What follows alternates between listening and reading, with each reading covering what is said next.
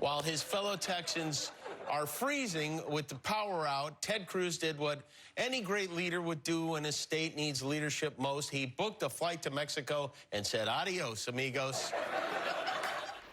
And while Cruz is a Harvard-educated elite lawyer, he really had no defense for this trip because it's indefensible. His damage control ranged from literally blaming his own kids to then lying by claiming this was an overnight trip. It wasn't. That got him busted again by reporting that showing everyone it was a lie, since he had packed more than an overnight bag, and flight records showed Cruz originally booked to stay longer. A text chain in Cruz's wife's group text chat also leaked, with her writing to friends our house is freezing and inviting people to join them for the week. I repeat, the week. Adding, we may go to Cancun. Cruz was busted for the vacation and then busted again for lying about it, which adds some layers to the spectacle.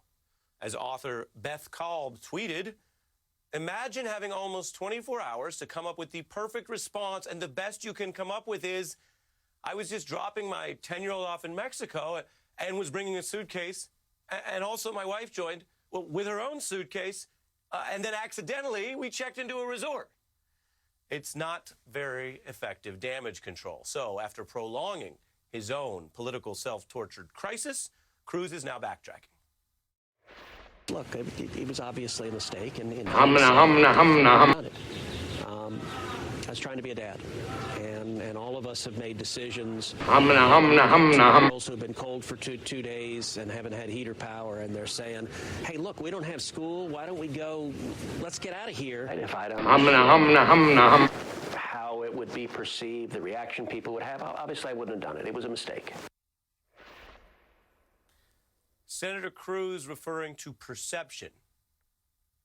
So he still doesn't get it, because this is still about an ongoing deadly emergency. It's not the perception that he left town, which he did. It's the fact that he abandoned his post and his job at a time when Texans need all the government help and leadership and coordination with FEMA and federal resources that they could possibly get. Now, could there be any more to this story? Well, tonight after a long week, America, I tell you, yes, there is. Because the Cruzes left their family dog back at that freezing house that we heard about, and a reporter snapped this photograph while Cruz was gone. The dog there, sitting alone by the front door. You may know the old political saying, if you want a friend in Washington, get a dog. But if you are a dog, try to avoid Ted Cruz, because it doesn't look like he's much of a friend. And this dog, braving the snowstorm and that freezing house, well, one more thing we should all know. Reportedly, the dog's name is Snowflake. So, I don't know. We're done.